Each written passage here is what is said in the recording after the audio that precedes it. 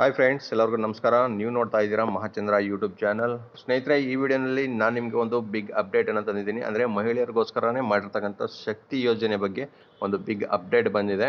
ಅವರು ಉಚಿತವಾಗಿ ಬಸ್ ಪ್ರಯಾಣವನ್ನು ಮಾಡ್ತಾ ಇದ್ದಾರೆ ಈಗಲೂ ಕೂಡ. ಹಾಗೆ ಅದರ ಜೊತೆಗೆ ಇನ್ನೊಂದು ಯೋಜನೆಯನ್ನು, ಹೊಸ ಯೋಜನೆಯನ್ನು ಈಗ ಸೇರಿಸಬೇಕು ಅಂತ ಸರ್ಕಾರ ತೀರ್ಮಾನ ಮಾಡಿದೆ. ಏನು ಆ ಯೋಜನೆ ಅನ್ನೋದ್ರ ಬಗ್ಗೆ ನಾನು ಈ ವಿಡಿಯೋನಲ್ಲಿ ಮಾಹಿತಿ ತಿಳಿಸ್ಕೊಡ್ತಾ ಇದ್ದೀನಿ. ವಿಡಿಯೋ ಸ್ಕಿಪ್ ಮಾಡ್ದೇನೆ ಪೂರ್ತಿಯಾಗಿ ನೋಡಿ. ಹಾಗೆ ಈ ಚಾನಲ್ನ ಇನ್ನು ಯಾರು ಸಬ್ಸ್ಕ್ರೈಬ್ ಮಾಡ್ಕೊಂಡಿಲ್ಲ ಅವರು ಈ ಕೂಡಲೇ ಸಬ್ಸ್ಕ್ರೈಬ್ ಮಾಡ್ಕೊಳ್ಳಿ. ಪಕ್ಕದಲ್ಲಿರೋ ಬೆಲ್ ಐಕನ್ನ ಕ್ಲಿಕ್ ಮಾಡಿ ಆಲ್ ಅಂತ ಸೆಲೆಕ್ಟ್ ಮಾಡ್ಕೊಳ್ಳಿ ಸ್ನೇಹಿತರೆ. ನಾನು ಮಾಡ್ತಕ್ಕಂಥ ಪ್ರತಿಯೊಂದು ವಿಡಿಯೋ ನೀವು ಮಿಸ್ ಮಾಡದೆ ನೋಡ್ಬೋದು. ಸೊ ನೋಡಿ ಸ್ನೇಹಿತರೆ, ಏನು ಮಾಹಿತಿ ಅಂತ ನಾನು ತಿಳಿಸ್ಕೊಡ್ತೀನಿ ನೋಡಿ. ಯಾವುದಾದ್ರು ಹೊಸ ಸೇವೆ ಅಂತ. ಈಗಾಗಲೇ ರಾಜ್ಯಾದ್ಯಂತ ಶಕ್ತಿ ಯೋಜನೆ, ಗ್ಯಾರಂಟಿ ಯೋಜನೆ ಹೆಚ್ಚು ಫೇಮಸ್ ಆಗಿದೆ. ರಾಜ್ಯ ಕಾಂಗ್ರೆಸ್ ಸರ್ಕಾರದ ನಿರೀಕ್ಷೆಗೂ ಮೀರಿ ಧನಾತ್ಮಕ ರೀತಿಯಲ್ಲಿ ಪ್ರತಿಕ್ರಿಯೆ ವ್ಯಕ್ತವಾಗಿದೆ. ಕರ್ನಾಟಕ ರಾಜ್ಯದಲ್ಲಿ ಎಂದೆಂದೂ ಕೇಳರಿದ ರೀತಿಯಲ್ಲಿ ಮಹಿಳಾ ಪ್ರಯಾಣಿಕರಿಂದ ರಸ್ತೆ ಸಾರಿಗೆ ಉಪಯೋಗ ಆಗಿದೆ ಎನ್ನಬಹುದು. ಹೌದು, ನಿರೀಕ್ಷೆಗೂ ಮೀರಿ ಶಕ್ತಿ ಯೋಜನೆ ಅಡಿಯಲ್ಲಿ ಮಹಿಳೆಯರು ಉಚಿತವಾಗಿ ಬಸ್ ಮೂಲಕ ಪ್ರಯಾಣ ಮಾಡುತ್ತಿದ್ದಾರೆ. ಬಡವರ್ಗದ ಜನರು ನಿತ್ಯ ಬಸ್ನಲ್ಲಿ ಉಚಿತವಾಗಿ ಪ್ರಯಾಣ ಮಾಡುವುದರ ಮೂಲಕ ತಿಂಗಳಿಗೆ ಒಂದಿಷ್ಟು ಹಣ ಉಳಿತಾಯ ಮಾಡಲು ಕೂಡ ಸಾಧ್ಯವಾಗಿದೆ. ಪ್ರತಿ ರಾಜ್ಯದಲ್ಲಿಯೂ ಕೂಡ ಶಕ್ತಿ ಯೋಜನೆ ಜಾರಿಗೆ ತರಬೇಕು, ಉಚಿತವಾಗಿ ಬಸ್ನಲ್ಲಿ ಪ್ರಯಾಣ ಮಾಡಲು ಸರ್ಕಾರ ಅವಕಾಶ ಕೊಡಬೇಕು ಎನ್ನುವಷ್ಟರ ಮಟ್ಟಿಗೆ ರಾಜ್ಯ ಸರ್ಕಾರದ ಈ ಯೋಜನೆ ಸಕಾರಾತ್ಮಕ ಪರಿಣಾಮವನ್ನು ಬೀರಿದೆ. ನೋಡಿ, ರಾಜ್ಯದಲ್ಲಿ ಉಚಿತ ಪಿಂಕ್ ಬಸ್ ವಿತರಣೆಯನ್ನು ಮಾಡಬೇಕು ಅಂತ ಅಂದ್ಕೊಂಡಿದೆ ಸ್ನೇಹಿತರೆ. ಇದೇ ಅದು ಹೊಸ ಯೋಜನೆ, ಸೇವೆಯಾಗಿರ್ತಕ್ಕಂಥದ್ದು.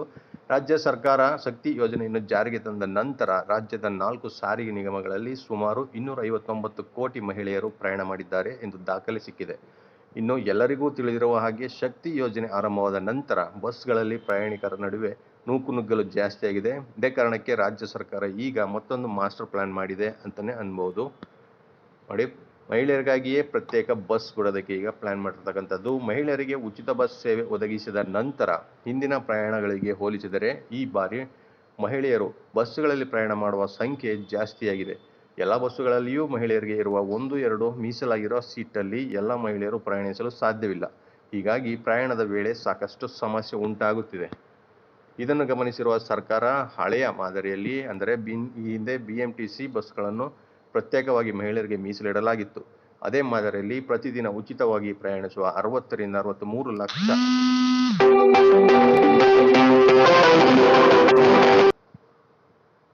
63 ಲಕ್ಷ ಮಹಿಳೆಯರಿಗಾಗಿ ಪ್ರತ್ಯೇಕ ಪಿಂಕ್ ಬಸ್ ಬಿಡುಗಡೆ ಮಾಡಲು ಸರ್ಕಾರ ನಿರ್ಧರಿಸಿದೆ.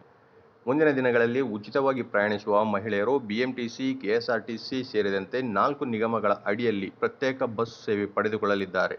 ಈ ಉಚಿತ ಬಸ್ಗಳನ್ನು ಪ್ರತ್ಯೇಕವಾಗಿ ಮಹಿಳೆಯರಿಗೆ ಮೀಸಲಿಟ್ಟರೆ ರಸ್ತೆಯಲ್ಲಿ ಓಡಾಡುವ ರಾಜ್ಯ ಸಾರಿಗೆ ಬಸ್ಗಳಲ್ಲಿ ಟಿಕೆಟ್ ಕೊಟ್ಟು ಪ್ರಯಾಣ ಮಾಡುವವರಿಗೆ ಸ್ವಲ್ಪ ಅನುಕೂಲವಾಗಬಹುದು.